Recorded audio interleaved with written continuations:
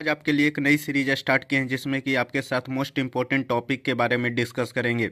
अगर किसी भी स्टूडेंट को मैथ्स को लेकर बहुत ज़्यादा डर हो रहा है, बहुत ज़्यादा पैनिक हो रहे हैं कि किस तरीके से जेईई मेन में इसको टैकल करेंगे, तो सारा को आपको डर ख़त्म कर दिया जाएगा और आप एक अच्छे कॉन्फिडेंस के साथ अपने एग्ज़ाम हॉल में जाएं। तो ये मेरी कोशिश होगी, इसीलिए मैं ये सीरीज स्टार्ट किया। तो हर चैप्टर को अपन मैक्सिमम 20 मिनट्स में ख़त्म करने की कोशिश करेंगे और अच्छे लेवल पे ख़त्म करेंगे जिसमें कि आपका पीवाईक्यू भी इंक्लूडेड होगा। तो ठीक है, चलिए अपन वीडियो को स्टार्ट करते हैं। एक इम्पोर्टेंट चैप्टर स्टार्ट करने जा रहे हैं, that is limit. Limit chapter में आपको बहुत सारे फॉर्म पढ़ाए जाते हैं, बहुत सारे मेथड इसको सॉल्व करने के लिए बताया जाता है। लेकिन इन सारे फॉर्म में से सबसे जो इम्पोर्टेंट फॉर्म है दैट इज 0/0 फॉर्म एंड कभी कभार इन्फिनिटी बाय इन्फिनिटी फॉर्म दिखेगा और 1⁻∞ फॉर्म। ये तीन फॉर्म आपका बहुत ही इंपॉर्टेंट है। आपको 7 इंडिटर्मिनेंट फॉर्म पढ़ाया जाता है, लेकिन उसमें से 0/0 and infinity by infinity and last one that is 1⁻∞ is very important in this chapter. ये तीन आपके चैप्टर में बहुत इंपॉर्टेंट है। इसके सॉल्विंग का मेथड क्या है, इसके सॉल्विंग का मेथड क्या है और इसके सॉल्विंग का मेथड क्या है वो भी देखेंगे। प्लस में इसका पीवाईक्यू कौन सा आ चुका है वो भी अपन डिस्कस करेंगे। प्लस में आज के लेक्चर में स्टैंडर्ड फॉर्म डिस्कस करेंगे। स्टैंडर्ड फॉर्म के बाद आपका एक्सपेंशन होता है वो भी अपन डिस्कस करेंगे। ये तीन टॉपिक इस चैप्टर में बहुत ही इंपॉर्टेंट है और इसी से बार बार क्वेश्चन पूछा जाता है। तो एक्सपेंशन आपको याद करने का तरीका भी आज के वीडियो में बताया जाएगा, प्लस पीवाईक्यू भी करवाया जाएगा और स्टैंडर्ड फॉर्म का भी पीवाईक्यू करवाया जाएगा। और प्लस में अब आपको बताते हैं कि 0/0 और इन्फिनिटी फॉर्म सॉल्व करने का एक ही तरीका है, दैट इज एल हॉस्पिटल।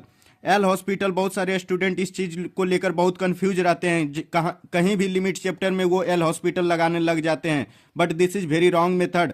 आप 0/0 और इन्फिनिटी फॉर्म में ही एल हॉस्पिटल लगा सकते हैं। और 1⁻∞ सॉल्व करने का एक मेथड होता है, उस मेथड के बारे में अपन डिस्कस करेंगे। तो सबसे पहले लिमिट के क्वेश्चन में जब भी आपको लिमिट चैप्टर का क्वेश्चन मिले तो सबसे पहले मेरे भाई आपसे रिक्वेस्ट रहेगा कि फॉर्म चेक करें। फॉर्म चेक करने के बाद आप मेथड पे जाएं।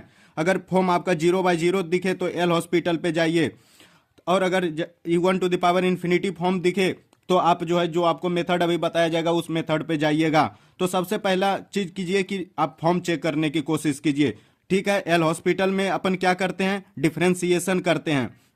ये सबको पता है कि एल हॉस्पिटल में डिफरेंशिएशन करते हैं, लेकिन उससे अपन और इसके कॉन्सेप्ट की क्लैरिटी के लिए अपन एक पीवाईक्यू लेते हैं जिससे कि और आपका कॉन्सेप्ट क्लियर होगा। तो ठीक है, वो क्वेश्चन करते हैं। ये आपका क्वेश्चन है जो कि 2024 में ही किसी भी जेईई मेन के शिफ्ट में पूछ लिया गया था। ये क्वेश्चन है कि लेट एफ बी ए डिफरेंशिएबल फंक्शन, की एफ कोई फंक्शन है जो कि डिफरेंशिएबल है, किस इंटरवल में डिफरेंशिएबल है, 0 के रेंज में आपका ये डिफरेंशिएबल फंक्शन है, और एफ ऑफ 1 का वैल्यू 1 गिवन है। और आपका दूसरा जो गिवन पॉइंट है that is limit t tends to x t square F of x minus x square of f of t upon T minus x equal to 1, ये given है। और ये जो आपका वैल्यू गिवन है वो x ग्रेटर देन 0 के लिए ट्रू है। और आपको जो वैल्यू फाइंड आउट करना है वो है 2 into f of 2 plus 3 of f of 3 is equal to, इसका वैल्यू बताना था। तो सबसे पहले भाई जब भी लिमिट का क्वेश्चन दिखे तो आप फॉर्म चेक कीजिए। जब फॉर्म चेक करेंगे तो क्या करेंगे, जो राइट हैंड साइड आपको वैल्यू दिखेगा उस वैल्यू को आप पुट कीजिए। किसको रिप्लेस करके, जो आपको लेफ्ट में दिखे उसको रिप्लेस कीजिए और जो राइट में दिखे उसको पुट कीजिए। मीन्स एक्स को पुट करना है टी के जगह, जहां पे टी है वहां पे एक्स पुट कीजिए। तो क्या आ जाएगा, X square F of X आ जाएगा minus x square F of X आ जाएगा अपॉन टी माइनस एक्स, मतलब एक्स माइनस एक्स। मीन्स आपका 0/0 फॉर्म ये वाला बन रहा है। जब 0/0 फॉर्म बन रहा है तो अभी मैं आपको जस्ट बताया था कि आप एल हॉस्पिटल लगाइए। एल हॉस्पिटल लगाइएगा मीन्स आप डिफरेंशिएशन कीजिएगा। अब इसमें भी स्टूडेंट को कंफ्यूजन होता है कि डिफरेंशिएशन किसका करेंगे, तो मैं आपको बता देता हूं, जो भी आपको टेंड्स के लेफ्ट में दिखता है वो भाई आपका वेरिएबल होता है, और जो आपको राइट में दिखता है दैट इज कांस्टेंट वैल्यू, ये फिक्स्ड वैल्यू आपका होता है। तो यहाँ पे वेरिएबल क्या है, टी है, और कांस्टेंट वैल्यू आपका एक्स है। तो इसका डिफरेंशिएशन कीजिए। जब अपन डिफरेंशिएशन करेंगे तो क्या मिलेगा, यहाँ पे टी स्क्वायर का डिफरेंशिएशन करेंगे तो 2t मिलेगा ऑफ एफ ऑफ एक्स। और आपको बहुत सारे स्टूडेंट को लगता है यहाँ तो अपन प्रोडक्ट रूल लगाएंगे। Yes, you can use product rule, but जब एफ ऑफ एक्स का जब आप ये डिफरेंशिएशन कीजिएगा तो आपको जीरो मिलेगा, क्योंकि x यहाँ पे एक कांस्टेंट वैल्यू है मेरे भाई, इसलिए यहाँ पे जब नेक्स्ट टर्म का आप डिफरेंशिएशन कीजिएगा तो जीरो मिलेगा। सिमिलरली अब यहाँ पे जब डिफरेंशिएशन करेंगे तो सिर्फ एफ ऑफ टी का करेंगे, क्योंकि एक्स स्क्वायर एक कांस्टेंट वैल्यू है इस केस में। तो यहाँ से क्या आ जाएगा, X square F dash T आ जाएगा अपॉन क्या हो जाएगा, टी माइनस एक्स। तो यहाँ पे टी का डिफरेंशिएशन 1 हो जाएगा, एक्स का डिफरेंशिएशन 0 हो जाएगा, क्योंकि एक्स यहाँ पे एक कांस्टेंट वैल्यू है। तो ठीक है, तो ये पूरा फंक्शन क्या निकल कर आ जाएगा। अब अपन टी को क्या कर देंगे, एक्स लिख देंगे, तो क्या आ जाएगा 2x एफ ऑफ एक्स आ जाएगा minus x square F dash X आ जाएगा, इक्वल टू आपका 1 आ रहा है। तो ठीक है, उसके बाद अपन क्या करें, यहाँ तक कर लेते हैं, उसके बाद कंफ्यूजन होने लगता है। तो ये बताइए कि एफ ऑफ 2 का वैल्यू निकालने के लिए अपन को एफ ऑफ एक्स अगर मिल जाएगा तो ये वैल्यू निकालना आसान हो जाएगा, और एफ ऑफ 3 भी निकालना आसान हो जाएगा अगर एफ ऑफ एक्स पता चल जाएगा।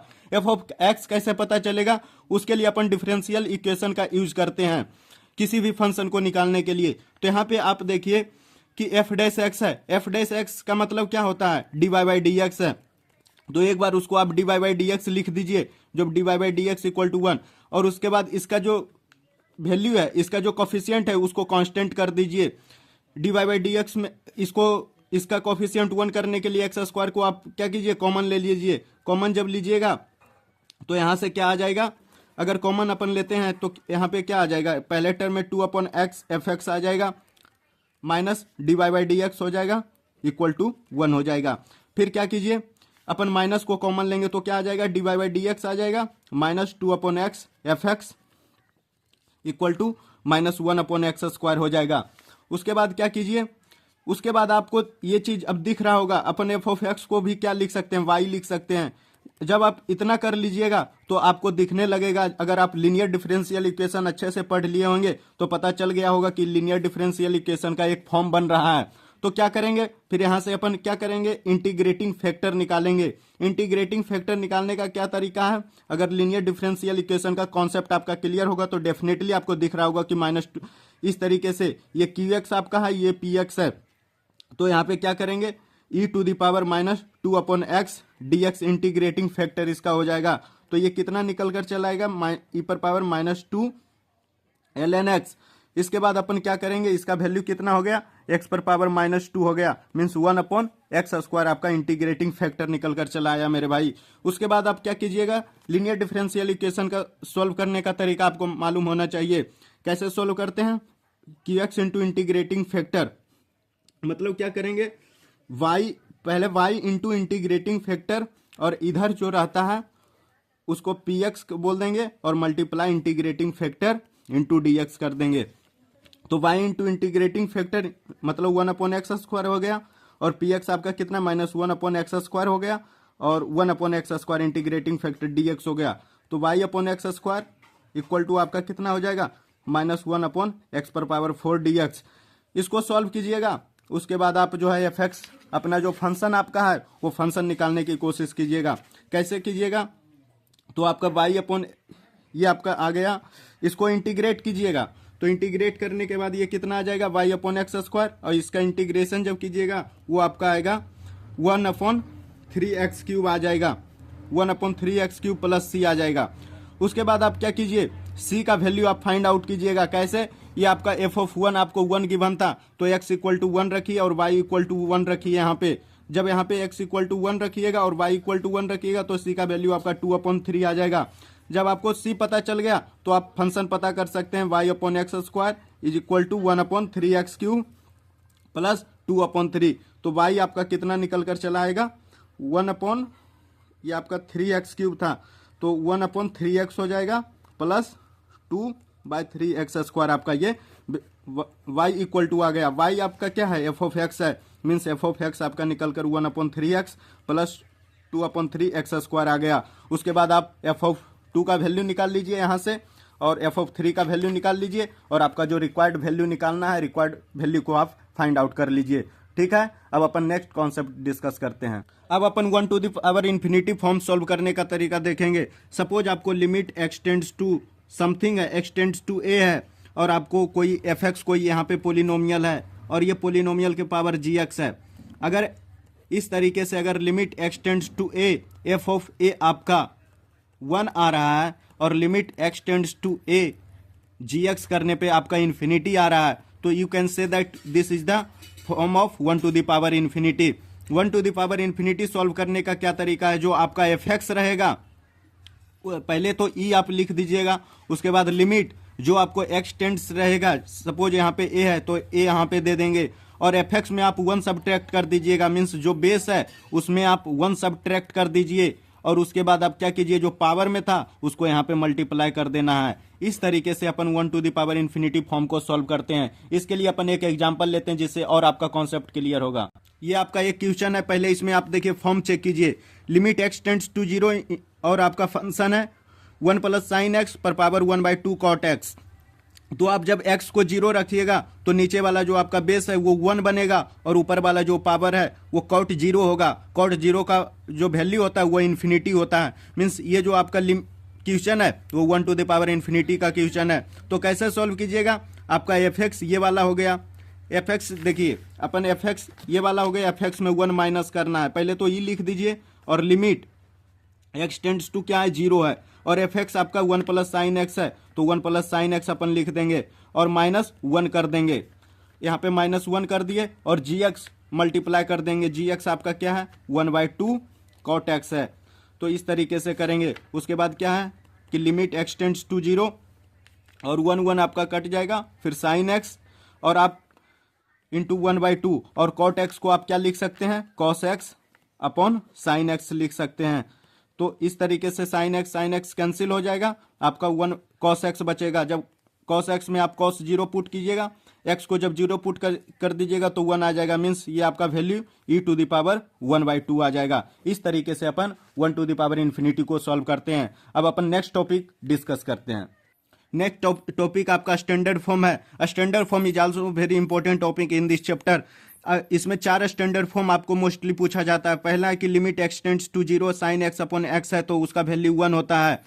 अगर किसी भी स्टूडेंट को ऐसा लगता है कि आप प्रूफ करें, तो प्रूफ करने का बहुत ही सिंपल मेथड है मेरे भाई। आप ये बताइए साइन एक्स अपॉन एक्स आपका 0/0 फॉर्म है, 0/0 फॉर्म सॉल्व करने का क्या तरीका मैं बताया था, एल हॉस्पिटल लगाइए। एल हॉस्पिटल में अपन क्या करते हैं उसमें डिफ्रेंसिएशन करते हैं, वहां से आपका आंसर ये मिल जाएगा। लेकिन आप मोस्टली इसका यूज हम लोग करते हैं, इसलिए अपन इसको स्टैंडर्ड फॉर्म नाम दे दिए और आप इसको याद रख सकते हैं। सेकेंड आपका है कि limit x tends to 0 1 minus cos x upon x square equal to 1/2 होता है। और थर्ड आपका limit x tends to 0 10 x upon x equal to 1 होता है, और log 1 plus x upon x equal to 1 होता है। अगर किसी भी स्टूडेंट को लगता है प्रूफ करना है तो प्रूफ आप कर सकते हैं एल हॉस्पिटल का यूज करके। ठीक है, अपन इस पे एक बेस्ट PYQ करते हैं जिससे और आपका कॉन्सेप्ट क्लियर होगा कि limit x tends to 0 1 minus cos square 3x upon cos cube 4x into sine cube 4x upon log e base 1 plus 2x पर होल पावर 5। ये क्वेश्चन आपका 2023 का कोई PYQ है। तो अपन इसको सॉल्व कैसे करेंगे, ये भी स्टैंडर्ड फॉर्म का ही क्वेश्चन है। तो आपको जब भी स्टैंडर्ड फॉर्म का क्वेश्चन मिलेगा वो डायरेक्टली कभी नहीं चमकेगा, आपको कुछ तुक्केबाजी लगाना होगा। जैसे 1 माइनस कॉस स्क्वायर 3x, अपन इसको साइन स्क्वायर 3x लिख सकते हैं, और आपको कॉस क्यूब 4x और साइन क्यूब 4x मिलाकर आपको 10 क्यूब 4x लिखना होगा। उसके बाद अपन क्या करेंगे, अब कोई कन्वर्जन नहीं कर सकते हैं तो अपन कोई कन्वर्जन अब फर्दर नहीं करेंगे। उसके बाद आपको स्टैंडर्ड फॉर्म में इसको कन्वर्ट करना होगा। इस पे होल पावर 5 है मेरे भाई, इस पे होल पावर 5 आपका क्वेश्चन में गिवन था। तो उसके बाद आप क्या कीजिएगा, आप इसको चेंज करने की कोशिश कीजिएगा कि साइन स्क्वायर 3x है तो अपन क्या करेंगे, साइन 3x है और नीचे भी 3x लिख देंगे, लेकिन साइन स्क्वायर 3x होने की वजह से अपन होल पावर इस पे दे देंगे। होल पावर जब देंगे तो यहाँ पे जब डिवीजन में 9x स्क्वायर आया तो मल्टीप्लीकेशन में भी 9x स्क्वायर आना चाहिए। जब यहाँ पे 10 क्यूब 4x है तो यहाँ पर क्या करेंगे, 10 4x लिख देंगे और नीचे आपको 4x लिख देंगे, जिससे कि ये स्टैंडर्ड फॉर्म में दिखने लगेगा। लेकिन क्वेश्चन में क्या था, क्यूब था तो अपन क्यूब कर देंगे। उसके बाद क्या करेंगे, जब इस पे डिवाइड किए 4x के होल क्यूब से तो मल्टीप्लाई भी करना होगा, मीन्स 64x क्यूब से मल्टीप्लाई करेंगे। उसके बाद आपका ये वाला है, ये फॉर्म जो आपका फोर्थ फॉर्म है, तो इसके लिए क्या करेंगे, 1 प्लस 2x है तो यहाँ पे क्या करेंगे, ऊपर भी आपका 2x आएगा, मीन्स तब जाके ये स्टैंडर्ड फॉर्म बनेगा। log e base 1 plus 2x पर पावर होल पावर 5 आ जाएगा। उसके बाद जब ऊपर ये वाला लिखे तो नीचे भी आपको 32x पर पावर 5 लिखना होगा। तो अब बताइए कि ये वाला स्टैंडर्ड फॉर्म 1 हो गया, ये स्टैंडर्ड फॉर्म आपका 1 हो गया, ये भी स्टैंडर्ड फॉर्म आपका 1 हो गया।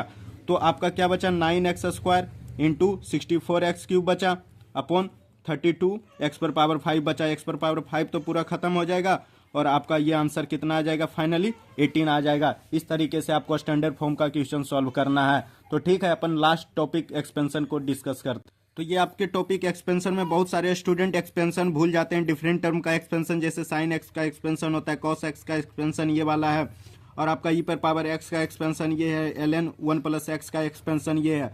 तो जो भी स्टूडेंट अगर एक्सपेंशन को भूल जाते हैं उसको मैं एक ट्रिक बता देता हूं कि आप जो है मैक्लॉरिन्स थ्योरम जो आपको कॉलेज इंजीनियरिंग कॉलेज में पढ़ाया जाएगा वो चीज़ आप याद रख सकते हैं। मैक्लॉरिन सीरीज कि जो भी आपको निकालना है उसको fx मान लीजिए मेरे भाई, जो भी आपको जैसे साइन एक्स का निकालना है तो fx equal to sine x मान लीजिए। उसके बाद आप एक टर्म याद रखिए, एक सीरीज याद रखिए इस तरीके से कि f(0) प्लस एक्स f'(0) मतलब f'(0) मतलब कि एक बार इसको आप डिफ्रेंशिएट कीजिए, उसके बाद 0 पुट कर दीजिए और उसको x से मल्टीप्लाई कर दीजिए। नेक्स्ट टर्म आपका x² 2 f'(0) हो जाता है, फिर x³ 3 f'(0) हो जाता है। मीन्स 3 बार डिफ्रेंशिएट करेंगे फिर 0 पुट कर देंगे। इस तरीके से आप सारे टर्म का एक्सपेंशन फाइंड आउट कर सकते हैं। इसके ऊपर अपन क्वेश्चन करते हैं जिससे और आपका कॉन्सेप्ट क्लियर होगा।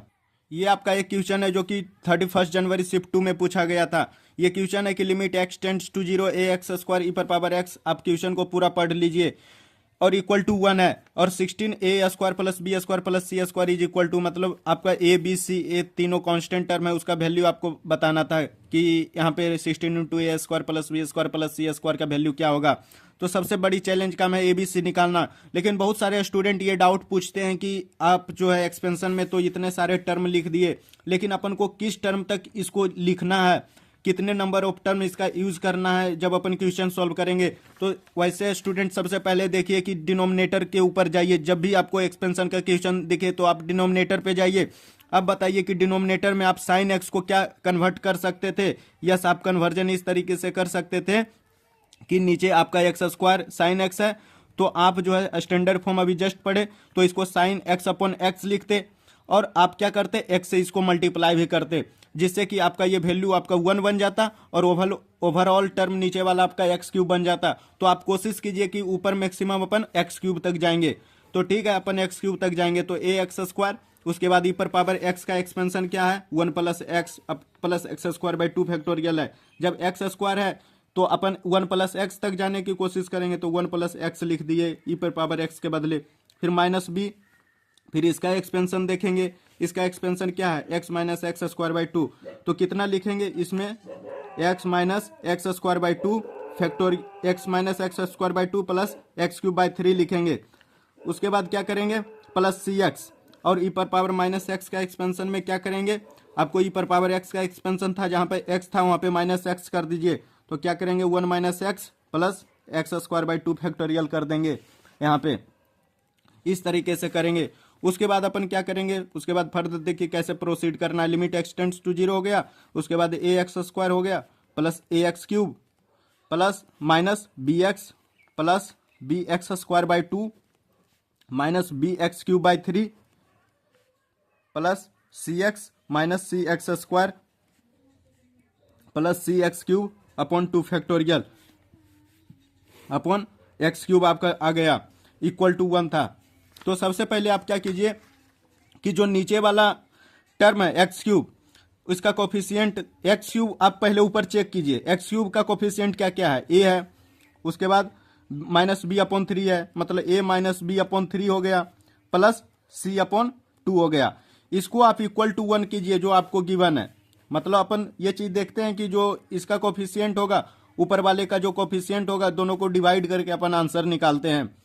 और आपका जो रिमेनिंग जैसे x² का जो कोफिशिएंट क्या क्या है, x² का a है प्लस b/2 है और आपका माइनस c है, इसको 0 से इक्वेट कीजिए। मीन्स जब ये 0 होगा तभी आपका ये आंसर 1 निकल कर आएगा। उसके बाद और क्या आपका x के पावर में है, आपका x है, x वेरिएबल है, x वेरिएबल का आपका कोफिशिएंट क्या क्या है, माइनस b है प्लस c है, और आपका इसको इक्वल टू 0 कर दीजिए, तो यहाँ से आपका c इक्वल टू b आ जाएगा।